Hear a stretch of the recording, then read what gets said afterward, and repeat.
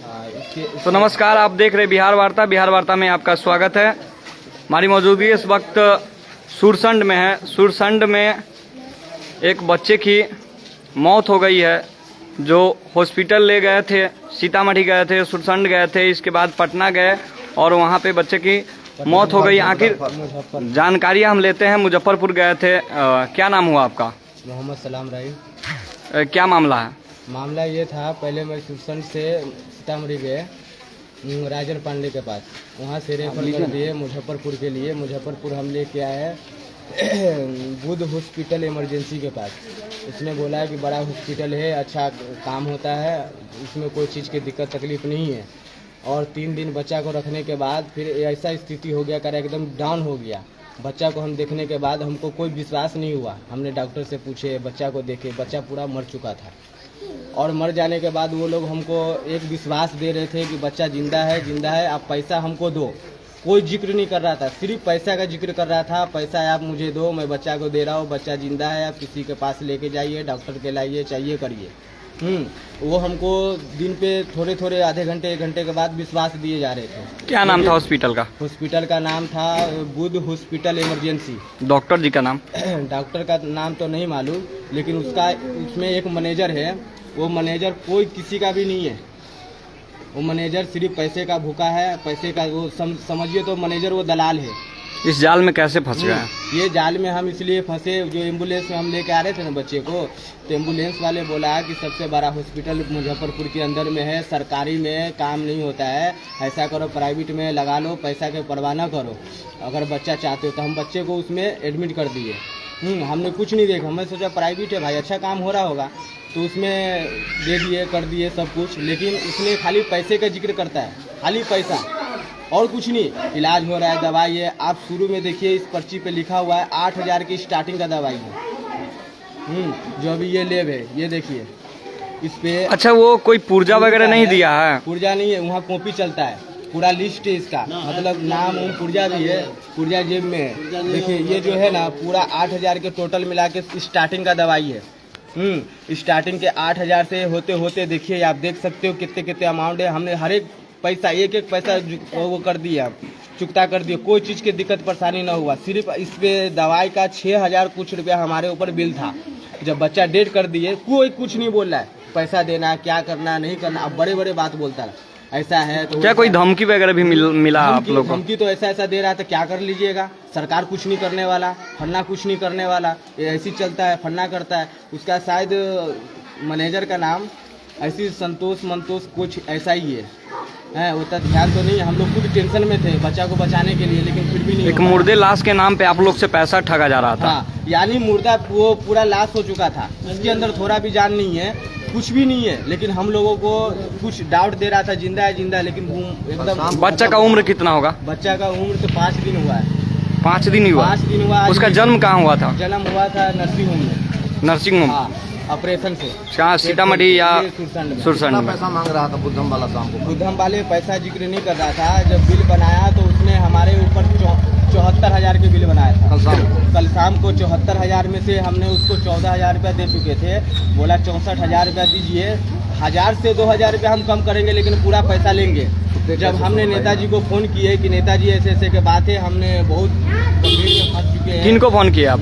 नेताजी को भी फोन किए। हम यहाँ के हमारा एक मुखिया जी है, जो इरशाद सर जी के नाम से जाना जाता है, उनको भी फ़ोन किए। तो बोला जो चीज़ करना है करिए, हम सपोर्ट में आपका खड़ा है, ठीक है। लेकिन हम सब चीज़ करने के बाद नेताजी तब हमारा वो बोला कि ले जाइए बच्चा, बात हो गया, ले जाइए, ना दीजिए कुछ भी, तब वो लोग शांत हुआ। नहीं तो अगर दूसरा आदमी रहता ना, तो उसके ऊपर दबाव डाल के कोई चीज़ करके वो बच्चे से पैसे लेके तब इसके बाद लाश देता, नहीं तो नहीं देता है। क्या कहना चाहिएगा सर, एक मुर्दे लाश के नाम पे पैसा ठगा जा रहा है? ये कुव्यवस्था है जो इस बच्चे को मार दिया है। देखिए, इस बच्चे की उम्र 4 दिन, 5वां दिन है आज। हॉस्पिटल में ऑपरेशन से इसका जन्म हुआ है और इसकी तबीयत नासाज हुई। जब तबीयत नासाज होती है तो इस बच्चे को सीतामढ़ी ले जाया जाता है राजन पांडे डॉक्टर के यहाँ, और उस डॉक्टर ने इस बच्चे का स्थिति देखा अच्छा नहीं है, तो इसको बेहतर इलाज के लिए मेडिकल कॉलेज ले जाने की सलाह दिया। हम देखा है राजन पांडे जी ने जो रेफ़र किया है, उस पर लिखा है रेफर टू SKMCH मुजफ्फरपुर। लेकिन जिस एम्बुलेंस में ये मरीज को बैठता है गार्जियन लेकर के, उस एम्बुलेंस वाले ने वो सब रैकेट है माफियाओं का, मेडिकल माफियाओं का, दलाली उस करते बच्चे को पहुंचा दिया बुद्धम इमरजेंसी हॉस्पिटल मुजफ्फरपुर, जो मेडिकल कॉलेज SKMCH जो मेडिकल कॉलेज है उसके बगल में है। और उसको पहले तो जाने के साथ इन लोगों से 25-30 हज़ार रुपया इस जांच के नाम पर, इस दवा के नाम पर जमा करवा लिया। और उसके बाद जब बच्चा कोलैप्स होने लगा, बच्चा का हालत खराब होने लगी, तो इनको कहा बेहतर इलाज के लिए आप दूसरे अस्पताल जाइए, लेकिन जाने नहीं दिया। लेकिन जाने नहीं दे रहा। जब 74,000 का बिल है तो फिर 30,000 पहले दे चुका है, अब 74,000 रुपया फिर देना है। तो गार्जियन के पास उतने पैसे नहीं है और 2 से 3 दिन में 1 लाख रुपया का बिल कैसे बन जाता है। एक छोटा सा बच्चा का ट्रीटमेंट करना है और उसको 3 से 4 दिन में आप 1 लाख का बिल दे रहे हैं। गरीब परिवार का लोग है। इस बच्चे का ममहारा हमारे यहाँ है, यहाँ आए हुए हैं उस परिवार के लोग। ये मेराज है, इसका ये भगना है, ये लड़का मेराज है जो दिल्ली से आया है। भगना का तबीयत खराब हुआ, इसने हमें फ़ोन किया कल शाम को कि नेताजी हमारे भगना का हालत ख़राब है और अस्पताल वाले हमारा शोषण कर रहे हैं, एम्बुलेंस वाले ने गलत अस्पताल में लाके हमें भर्ती करा दिया और हमारे बच्चे को दिखला नहीं रहा है, सिर्फ पैसा मांग रहा है। तब हमने वहाँ के मुजफ्फरपुर के सिविल सर्जन से हमने बात किया। 94,703500 ये नंबर है सिविल सर्जन महोदय का। हमने उनसे बात किया, इनसे भी हमने कहा कि बात करो। सबसे पहले तो सिविल सर्जन मुजफ्फरपुर ने कहा कि वो हमारे एरिया में नहीं पड़ता वो अस्पताल। फिर हमको बाद में कहा कि हमारे पास हॉस्पिटल का नंबर नहीं है, जबकि हॉस्पिटल का बोर्ड पर दोनों नंबर लिखा हुआ है। हमने उनको बोर्ड का फोटो भेजा था। हमने कहा सिविल सर्जन महोदय आप जवाबदेही पूर्वक बात करिए, जो मैंने बोर्ड का फोटो आपको भेजा है उस पर 2 नंबर है अस्पताल प्रबंधन का, आप बात करके उस बच्चे को बेहतर इलाज के लिए SKMCH भेजवाइए और जो शोषण ये हो रहा है, जो भयादोहन हो रहा है, उसको आप रोकिए। जवाबदेह बात नहीं किया सिविल सर्जन ने। और तब हमने पप्पू यादव जी से बात किया और पप्पू यादव जी ने वहाँ के अस्पताल प्रबंधन से बात किया। बात तो मैंने भी किया था, लेकिन वो तैस में हाइपरटेंशन में अस्पताल प्रबंधन बात कर रहा था। जैसा इन लोगों ने बताया, मुन्ना शुक्ला का नाम ले रहा था कि मुन्ना शुक्ला से ऐसा वैसा करवा देंगे। तो ये जो बात है ये बहुत गंभीर बात है।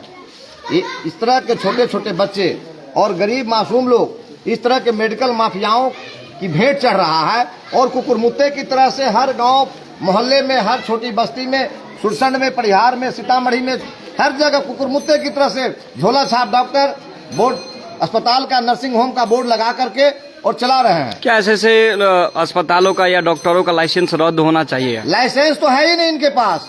इन लोगों से सरकार का जो सिस्टम है वो हर माह वसूली करता है। बधा हुआ है कि इतना माहवारी दो, अस्पताल चलाओ। हर अस्पताल से मोटी राशि की उगाही होती है और आम लोगों की जिंदगी नासूर की जाती है, उनके साथ जान से खिलवाड़ किया जाता है।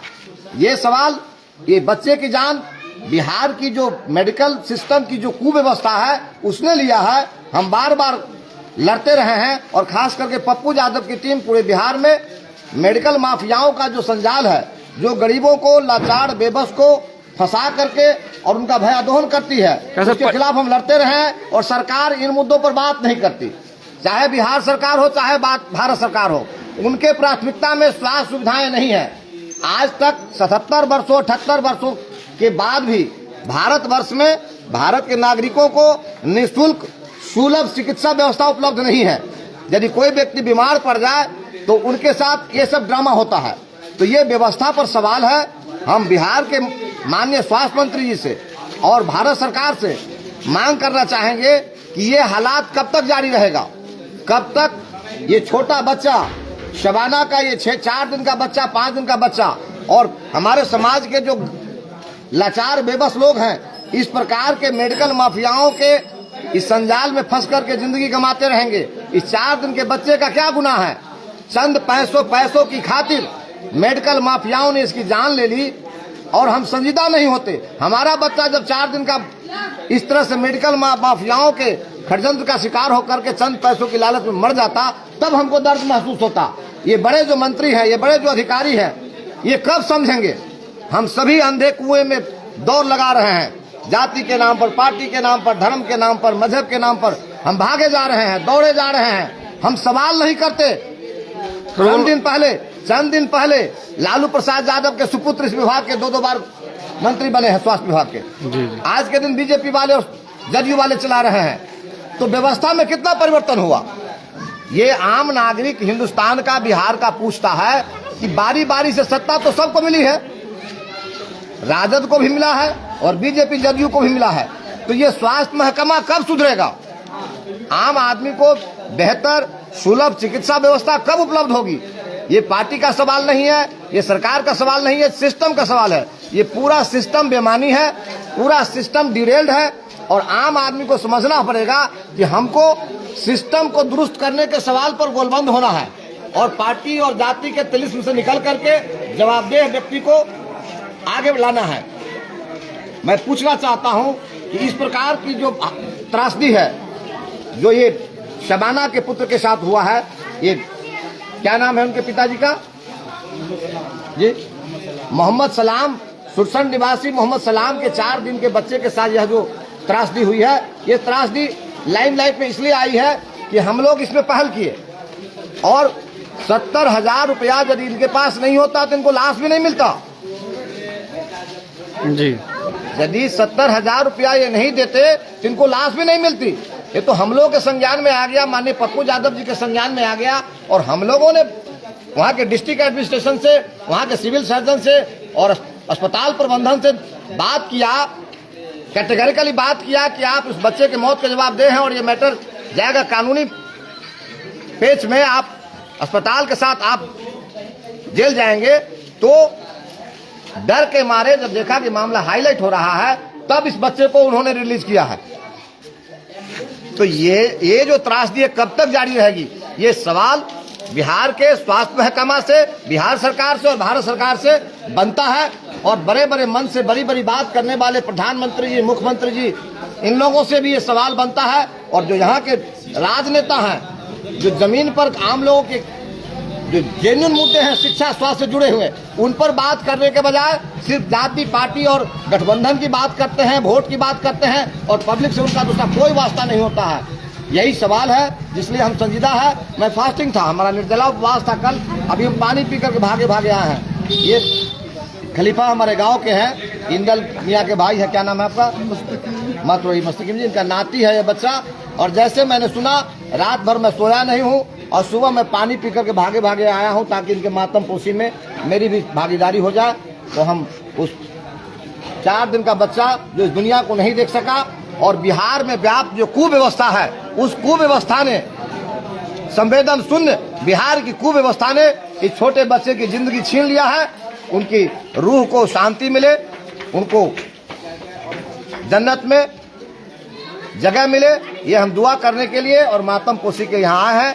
हम इस व्यवस्था को बदलने की वकालत करते हैं, इस व्यवस्था को बदलने की मांग करते हैं जो सत्ता शासन में बैठे लोग हैं। सर, एक बात बताइएगा, जो व्यवस्था के लिए हम लोग मुजफ्फरपुर जाते हैं, परिहार की जनता जाती है या सोनबरसा की जनता जाती है, सुरसंड की जनता जाती है, वो व्यवस्था आपके सीतामढ़ी में होनी चाहिए या नहीं होनी चाहिए? सर, हमारी प्राथमिकता ये नहीं है।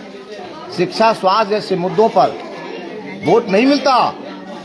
5 किलो सच्चाई है। 5 किलो राशन के नाम पर लोग दे देते हैं। बिल्कुल, 5 किलो राशन पर और जाति मजहब की जो चाशनी है, उस मुद्दे पर वोट मिलता सरकार बनाने के लिए। शिक्षा, स्वास्थ्य के मुद्दे पर पब्लिक वोट करती तो ये बेईमान राजनेता लोग ये खेल नहीं खेलते। आज बिहार की जनता यदि खड़ी हो जाए कि हमारे स्वास्थ्य और शिक्षा की व्यवस्था को दुरुस्त करो, तब तुम्हारे साथ हम खड़े होंगे, तो फिर परिस्थितियां बदल जाएंगी। तो हमारे बिहार की जो पब्लिक है वो शिक्षा, स्वास्थ्य के मुद्दे पर संजीदा नहीं है। इसलिए हम चाहेंगे, हम इस परिवार से चाहेंगे कि आप ये जो घटना हुई है, इस घटना की जांच के लिए संबंधित विभाग को लिखें और अधिकारियों से बात करें और न्याय की गुहार करें। चलिए, ठीक है। इस तरह के कितने बच्चे भेंट चढ़ते हैं, इस तरह के कितने बच्चे इस कुव्यवस्था की भेंट चढ़ जाते हैं और उनकी बात को सुनने वाला कोई नहीं होता।